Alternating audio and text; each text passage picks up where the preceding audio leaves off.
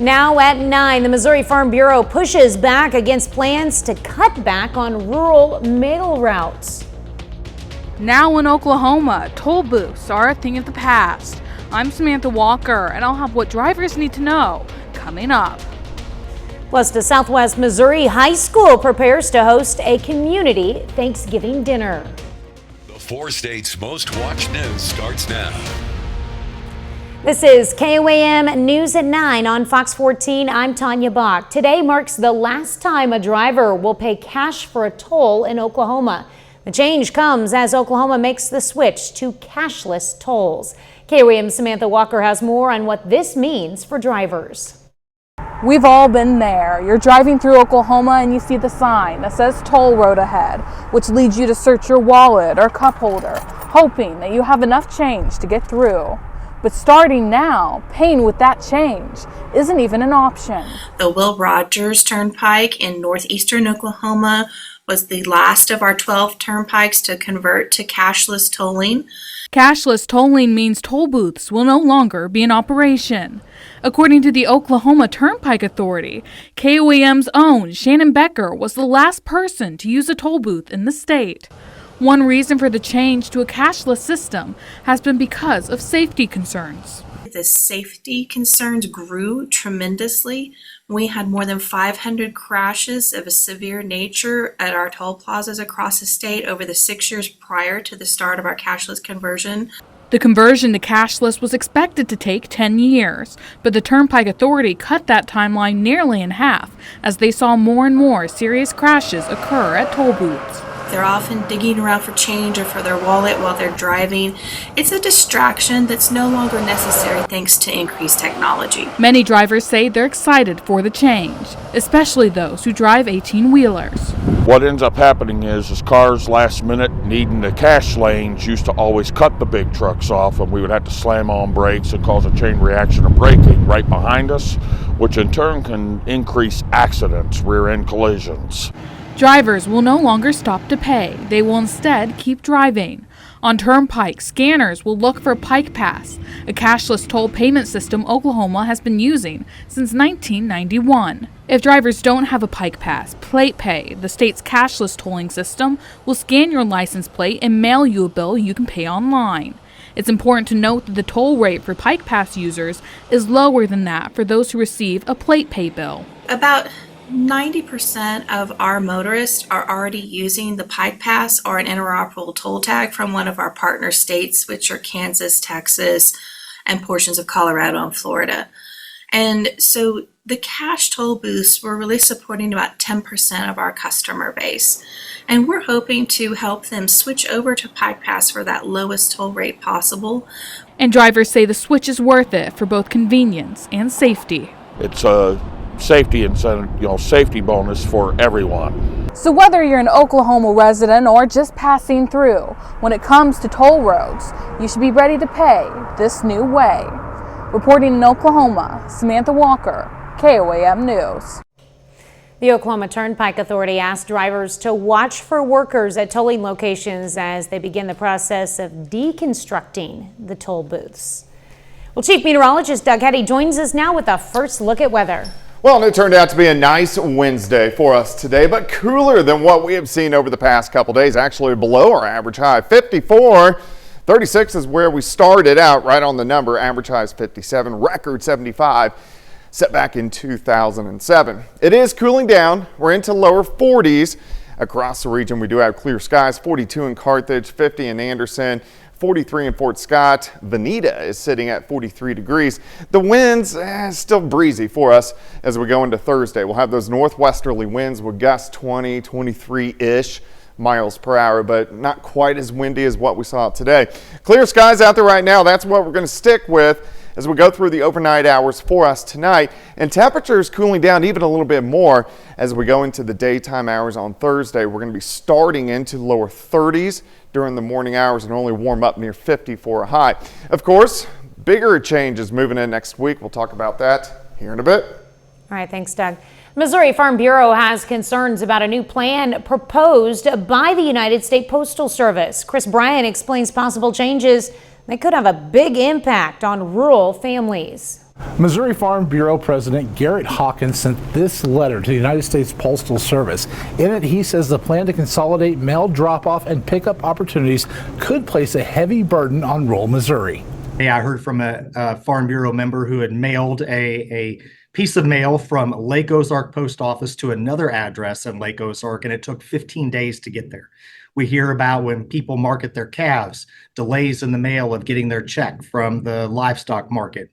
All of these things hinder our ability to do business, but ultimately our ability to take care of our families. I mean, we depend on the U.S. Postal Service each and every day.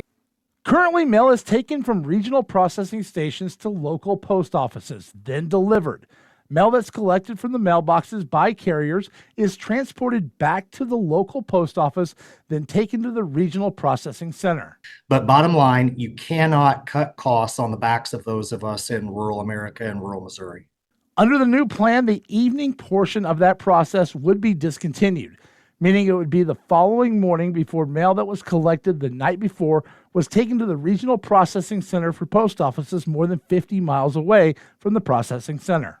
We're talking at least 24 hours of additional waiting time for all of our items to go out, and as well as to receive critical mail as well as medicines. Missouri Farm Bureau says the new plan could seriously delay receiving letters from loved ones, critical medication, time-sensitive documents, and bills, and even Social Security payments. So, bottom line for us, it's really frustrating that based on zip code that we're going to experience delays for our mail, given that we pay for the same service as those who live in urban and suburban America. And we reached out to the United States Postal Service. They declined an interview, saying they will answer directly to the Missouri Farm Bureau. Freeman hosts a special signing day for graduate nurses. 16 graduate nurses from 4 area nursing programs were recognized tonight for completing 2 years of schooling as they work to achieve their goal of becoming licensed nurses with Freeman Health System. Now, the graduate nurses will eventually take their national exams and then become registered nurses. But for some of them, their nursing path led to more than a job. Along their medical journey, 2 of the GNs fell in love and got married, and now they can work together at Freeman Hospital. We started out as classmates, just competing for the highest grade, and always trying to get better than the other person on quizzes and tests, and I always beat him. Almost. And then, after that, we just started studying together and slowly but surely fell in love. Well, the 16 signees represent Crowder College, Fort Scott Community College, Southwest Baptist University, and Carthage Technical Center. Coming up, the Trump transition. President-elect Trump's cabinet nominees are on Capitol Hill today. I'm Rebecca Castor in Washington with why one of them is facing extra scrutiny. But first, a Southeast Kansas school district is addressing the need for access to feminine hygiene products at school. 2 in every 5 women struggle with access to period products. And Parsons High School is tackling this issue in their schools through the help of a grant. KOAM's Melissa Alexis has more. It's a request the Parsons School District nurse receives weekly. We have over 180 females just in our high school alone. And of those, most of them come in and will need products or relief from discomfort and pain.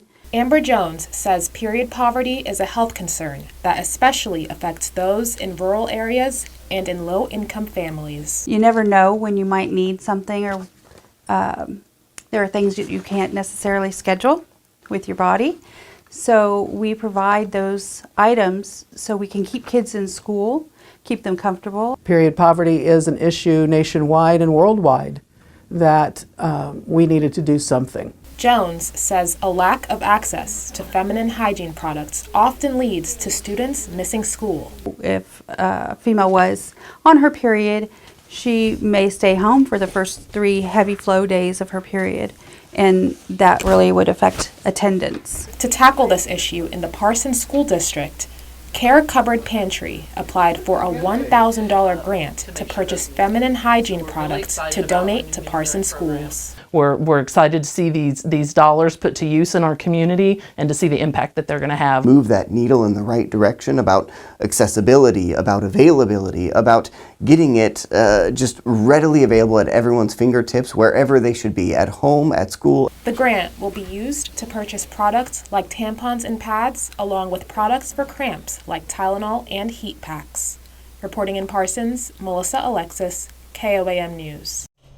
The state of Kansas has a sales tax on period products, and the Parsons School District nurse believes this contributes to period poverty. Well, Doug is next with a complete look at your forecast, and later a Miami High School softball player signs with Mizzou. John Dales has that story and more in sports.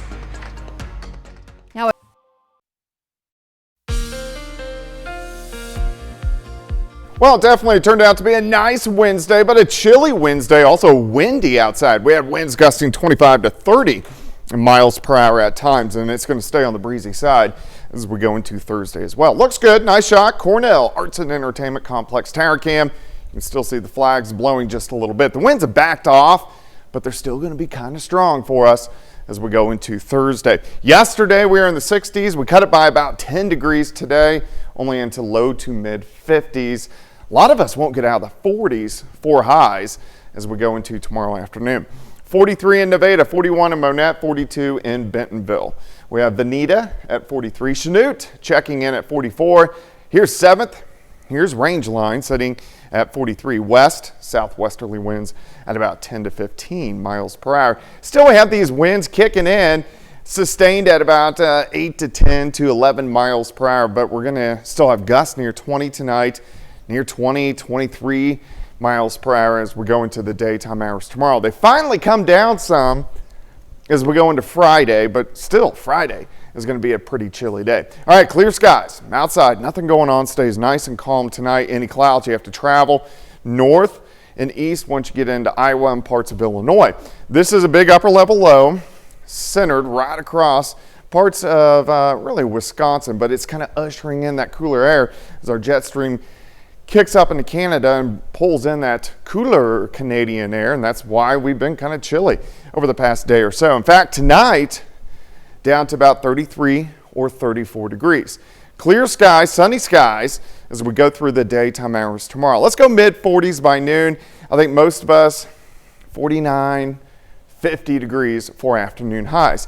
Gets even colder tomorrow night. We back down into the upper 20s for overnight lows, and then as we go into Friday, partly sunny skies, smidge warmer, high temps at about 52 or 53 degrees. So kind of chilly next couple days. Day planner 9 a.m. 40, 48 by 1, 46 by 5 p.m., but at least we're going to have sunshine across the region. Then things start to get a little interesting. Have a weak system passes by late Sunday into Monday. Stronger storm system dips into the western third of the country, and it moves out just in time for next Wednesday. Of course, Wednesday, the day before Thanksgiving, so a big travel day, and we'll have to see the strength of this system, the track of this system. If it dips a little bit farther south, it will pull in a little bit more cold air, but we're going to have rain chances, possibly switching over to snow by Thanksgiving morning, so a lot to watch as we go through the next week or so. Let's go 49 tomorrow. 53 on Friday, 61 Saturday, near 70 on Sunday. So it really warms up for the weekend. Showers move in late Sunday, so the weekend in general looks pretty good. And then hit-miss showers Monday, Tuesday, the bigger system moving in Wednesday and on Thanksgiving of next week. I like what that turkey's doing there. I'm not really sure what it is doing though. Yeah, kind of dancing around. Yeah. So waving the snow flurries. Yeah, there you go. All right, thanks, Doug. Well, Santa is coming to North Park Mall. He made his grand entrance today, setting up shop in the JCPenney court to hear Christmas wishes and spread holiday cheer. Kids can write letters at the North Pole mailroom and drop them in Santa's mailbox. And pets can even get their photos taken with Santa and get in on the festive fun. Santa will be at the mall every day through Christmas Eve, Monday through Thursdays from 11 to 3 and then 4 to 7, Friday and Saturdays from 11 to 3 and 4 to 8, and then on Sundays from noon to 3 and then from 3:30 to 6 p.m. Well, coming up, giving back to the community. The students at McDonald County High School are on a mission to touch lives. I'm Lonnie Bolton in McDonald County, and the students tell me they have some exciting adventures coming up this weekend. I'll have all that information and more coming up. McDonald County High School seniors are preparing to host a community Thanksgiving dinner this weekend. Now, COVID forced the celebration to take a 3-year hiatus, but the seniors from the Rho Kappa National Social Studies Honor Society have once again come back together to give back. KOAM's Lonnie Walton has their story.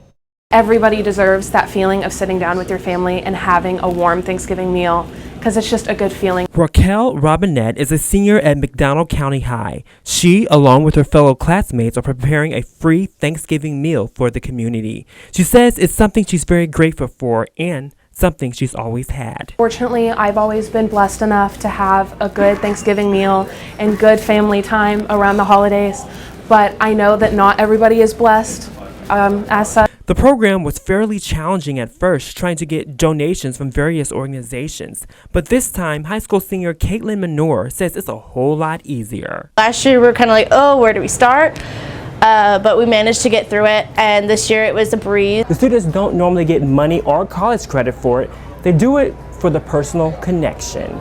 The fact that we're willing to help, it's not a charity case. It's the fact that we care and we love our community, and there should be no shame in struggle. Both Robinette and Manor says this not only gives people a sense of community, but it's just a part of who they are. Any way you can give back to the community that's constantly giving to you is worth something. Just knowing that I can help to get other people to have that opportunity that I have, I think it's amazing. Although Robinette and Manor are seniors this year, they hope this event lives on. Reporting in Anderson, I'm Lonnie Walton, KOAM News.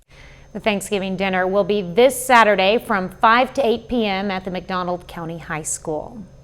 Our annual Feed the Four States Telethon kicks off tomorrow at noon, 5, 6, and 9. Our phone operators will be standing by to take your call and help you donate to area food pantries to help feed the hungry in our area. You can also scan this QR code to head over to our website, where we've provided all the information you'll need on what to donate and where you can drop off donations. Please join us tomorrow and help feed the 4 states. We go bowling with Special Olympics. That story next. Young Special Olympic athletes in Southeast Kansas were able to spare some good times in a little friendly competition this morning at the Special Olympics Youth Bowling Tournament. More than 250 bowlers ages 8 to 21 from 22 different schools came to Pittsburgh's Holiday Lanes to bowl. 30 more minutes of news, weather, and sports is coming your way. Missouri's Amendment 2 appears to be a much tighter race than originally thought. At last check, the difference in votes was about 2,000. Missouri's Gaming Commission weighs in on the next steps, including a possible recount. Plus, incoming Vice President J.D. Vance lobbies his fellow senators on Capitol Hill on behalf of some of Donald Trump's cabinet picks. The Big Bang Places. You're watching the 4 states' most watched news. This is KOAM News at 9 on Fox 14. I'm Tanya Bach. 2,000. That's the difference in the number of votes to legalize sports betting in Missouri. The state still needs to certify the votes, but as of now, the amendment is passing. KOAM's Anthony Saviello has the latest on what's happening while we wait. Will the opportunity to back your team with a bet become a reality, or stay a gamble itself? Certainly, all of the vote counting and other things because of the slim margin, we have plenty of time to get our work done. It's not stopping us from going ahead with our work.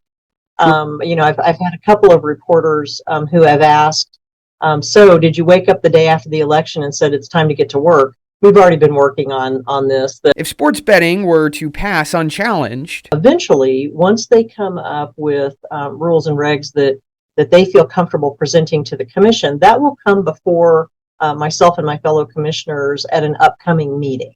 But if the sports betting amendment ends up failing, if it truly comes to pass that it doesn't pass, then we'll just be on hold like we've been in the past. It's a tight race that continues to get closer and closer. I hoped it did pass, because if there's an opportunity for, just like casino gambling provides money to the veterans and provides money to mental health and money to education, I hope that it brings in a whole bunch of money that goes to education. For now, it looks like the opportunity to wager on your favorite sports team or player still hangs in the balance. Anthony Saviello, KOAM News.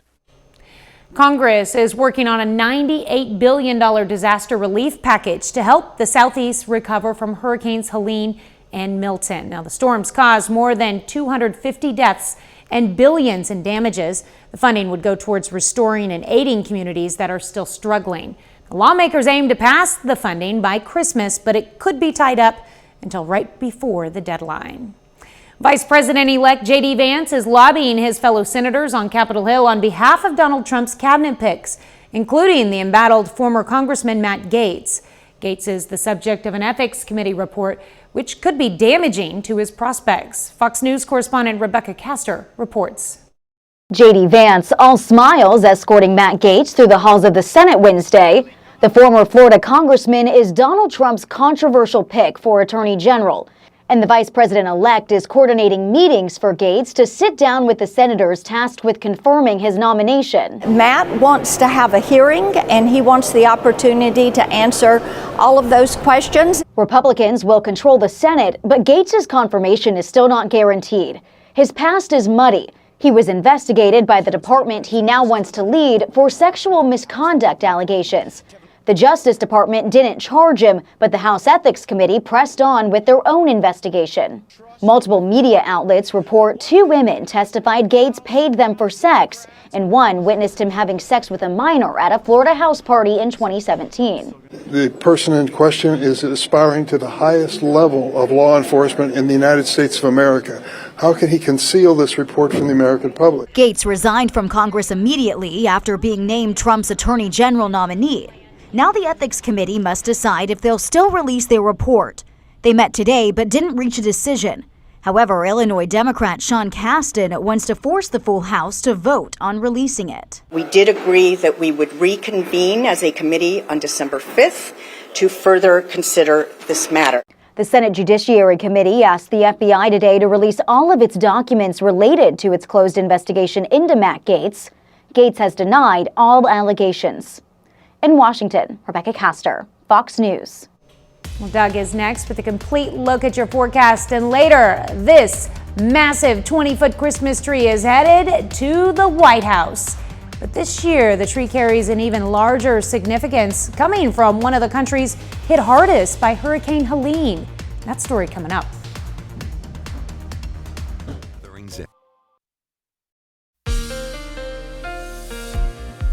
Well, it definitely turned out to be a nice Wednesday for us today. A little bit on the chilly side, plus it was windy, so it made it feel a little bit colder than what it actually was. But we have plenty of sunshine. We have clear skies out there right now. Nice shot of our Cornell Arts and Entertainment Complex tower cam, of course, 7th and Joplin Street. We are looking off toward the north and to the east. All right, so 8 to 10 degrees cooler today than what we saw yesterday. Yesterday we went to 64. Today up to 54 degrees, but still not a bad day. We have plenty of sunshine. Cooling down out there right now, 44 in Stockton, 42 in Neosho and Carthage. Miami 49, Chautauqua 46, Pittsburgh a little bit cooler at 42 degrees. Let's go outside. Here's 7th. Here's Rangeline 43 west, southwesterly winds at about 10 miles per hour. The winds are going to stay breezy tonight. It's not going to be windy, but we still have gusts 15 to 20 throughout the overnight hours. And our gusts are going to be kind of 20 upwards to 25 once again for us tomorrow. A little bit less than what we saw today. And then they start to come down as we head into Friday. But still, besides the chill in the air, the next couple days are looking pretty good. All right, clear skies. That's what we're going to see for us tonight.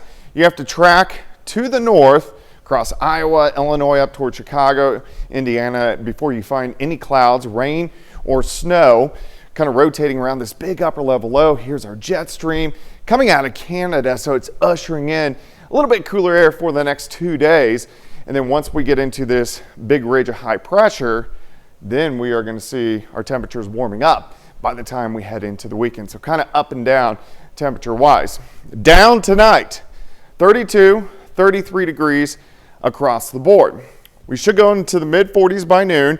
Plenty of sunshine once we get into the afternoon. 49, 50 degrees, 50 in Bella Vista, Miami, 48 in Chanute, Nevada, smidge cooler at 46 degrees. Tomorrow night, take a dip, upper 20s to near 30, and then Friday, a little bit warmer, partly sunny skies, but we'll go into lower 50s for highs. Here's your day planner: 38 at 7, 45 by 11, 49 by 3 p.m., dropping off to 41 by 7 p.m. But we do have a bigger storm system which is going to start to affect us as we head into next week. We'll have to see the strength, the timing, and cold air as we get through the middle of next week. Still 7 days away, but something we want to watch. Some rain chances will sneak in late Sunday into Monday morning, and then we're going to watch this bigger system push in as we get into late Tuesday, Wednesday, with rain possibly switching over to snow the middle of next week. All right, 49 tomorrow, 53 Friday, 68 by Sunday, cooling down next week. I don't know if I'm ready for snow. It's going to be exciting though. Oh, I love snow. You know, kids are all on break this week or next week, so if it snows, it won't really affect them at all. There you go. Sorry, kids. Still have to wear your coat. Oh my. Thanks, Doug. Well, One Tulsa restaurant is always a sight to see during the holidays with its over-the-top Christmas decorations. Alyssa Miller takes us there. It's beginning to look a lot like Christmas on Cherry Street. Twinkling lights glow in the windows of several restaurants, but one goes the extra mile to make its customers smile. I walked in the door taking pictures. Yes, it's wonderful. 3 months out of the year, Roosevelt's becomes more than a restaurant. You can sit down, grab a bite to eat or a drink, and experience the magic of the holidays. Christmas is a special feeling, special time, and we wanted something that people could kind of forget about their problems for a little bit. A seat by the fire with family is melting Tammy Reynolds' uncertainty away. Daniel's actually going through some treatment at the hospital, so we're staying here, and she just treated us and got us out of the room. And into the holiday spirit. To actually be here and see it in person, it's much more beautiful than what you think of all the pictures you've seen, because it's so vast. It's just huge. To pull it off, Roosevelt spends about 2,500 hours decorating. It's a lot. I mean, I think there's 10,000 icicles alone, and there's a little over 2.5 miles of garland if you stretch it end to end. It's always up well before Thanksgiving, just how Debbie Reynolds likes it. I love Christmas, and the sooner we put up the lights, the better. So, and the tree, it comes up 1st of November. If the decorations aren't enough to wow customers,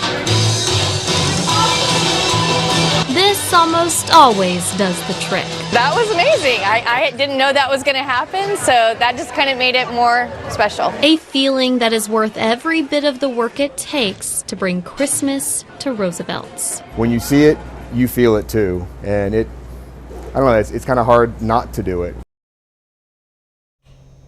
Well, coming up in sports, Miami High School senior Sydney Forster signs with Mizzou for softball. Plus, Missouri Southern women's basketball tries to win its 5th straight game. John Dales has those stories and more up next. The thrill of the hunt. More of our local high school athletes are getting ready to head to the next level. We start the day with a Miami War Dog who will be playing for Mizzou next year. Miami High School senior Sydney Forrester makes things official this afternoon. The All-State softball player is headed to the University of Missouri. Forrester verbally committed to the Tigers back in October of 2023. Before heading to SEC country, Forrester is grateful for all the support she's gotten from the War Dog community. It's very special, especially knowing how many people came. I didn't expect a lot of people to come, but it's good knowing even that your athletic director sends emails out to your teacher and is like, hey, let these kids out if they want to go to your signing. It's just good knowing that everyone has my back here and supports me. It's so special. I can't wait to be coached under Coach Anderson, Coach Cottrell, Coach Marino, all of them. I'm very, very blessed. Over at New Heights Christian Academy in Joplin, 4 seniors signed this afternoon. Libby Fanning is heading to Evangel to play basketball. Torrin Fink signs with Grandview University in Iowa for volleyball. Josh Anderson is headed to Central Methodist for baseball, and his teammate Jace Walker signs with Evangel to play baseball as well.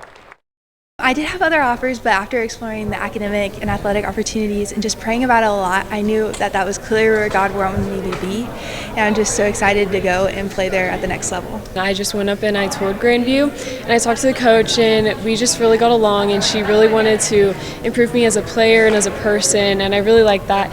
And I just really like the volleyball program and the school. It's just really cool because I'm going to get the opportunity to get the degree I want to get and go into ministry while playing baseball, and they've got a beautiful campus. It's only an hour away, so I can still be close to home, and I've got some friends going on the baseball team too, so I'm really pumped about that.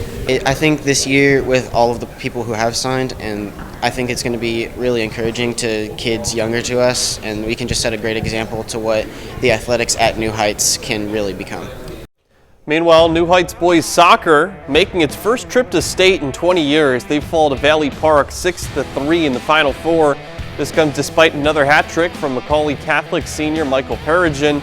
Cougars back in action tomorrow morning against St. Pius in the third place game. Missouri Southern women's basketball aiming for a 5th straight win tonight. Southern is hosting the Drury Panthers. First points of the game belong to Mackenzie Hart, who's open in the corner for 3.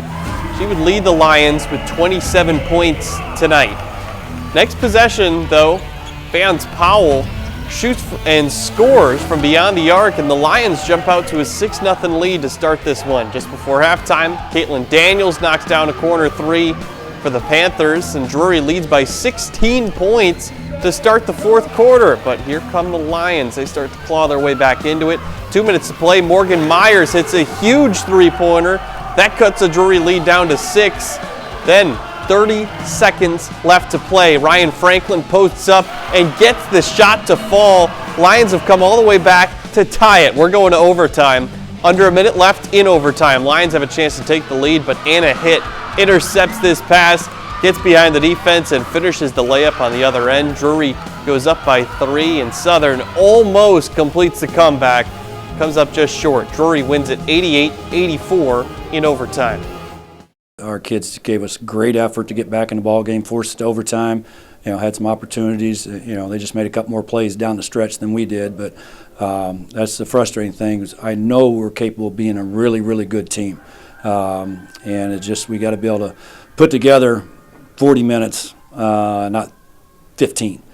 Loss like that is a heartbreaker, but thankfully it's early in the season. Doesn't mean too much, and the Lions still have a lot of time left to kind of figure out some of those mistakes they're making. And you can definitely say that they are a fourth quarter team. They've got it. When you come back from 15 down, I would say so. Yeah. All right. Thanks, John. We're back with more news after this.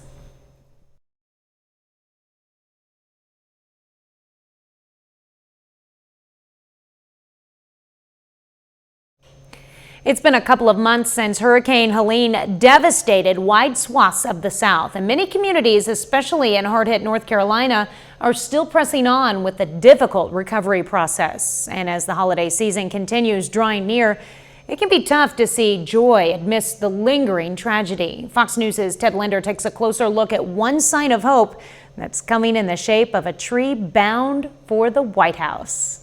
Coming in at around 20 feet tall and weighing between 400 and 500 pounds, this massive Christmas tree carries even larger significance for many Hurricane Helene victims across North Carolina. To think that it was planted 25 years ago. Sam Cartner Jr.'s parents founded Cartner's Christmas Tree Farm in 1959. It's located in Avery County, North Carolina, one of the areas hit hardest by Helene a couple of months ago. The storm brought catastrophic and deadly flooding throughout the northwest region of the state. Many survivors are still far away from completing recovery. But amidst the ongoing heartache is hope. This special tree from Cartner's farm is being chopped down and transported Wednesday to the White House. It will then be decorated and stand in the famous Blue Room throughout December. My parents were extremely humble people, and they would not like all the attention. But they would be very proud that we were representing the Christmas tree growers of America, and especially Western North Carolina, to take a tree to the White House. And as the upcoming holiday season will usher in times of togetherness, Kartner says this special White House-bound tree will symbolize that and much more to North Carolina's storm victims. They would want this tree to represent the faith and hope and love and joy and family and generosity, all those good things of mankind that we need to stop and recognize. Ted Lindner, Fox News. The 90s camp classic comedy Death Becomes Her gets a musical makeover on Broadway. That story coming up.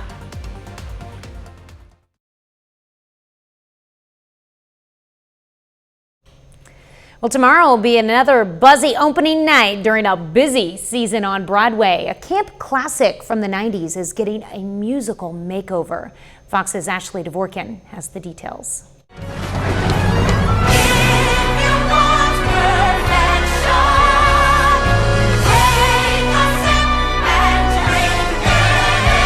Stepping into roles made famous on screen by Meryl Streep and Goldie Hawn, Broadway vets Megan Hilty and Jennifer Simard play friends turned frenemies in a musical adaptation of the 1992 comedy Death Becomes Her. Oh gosh, look at the time. Oh please, you don't have anywhere else to be. Our Helen, always worrying.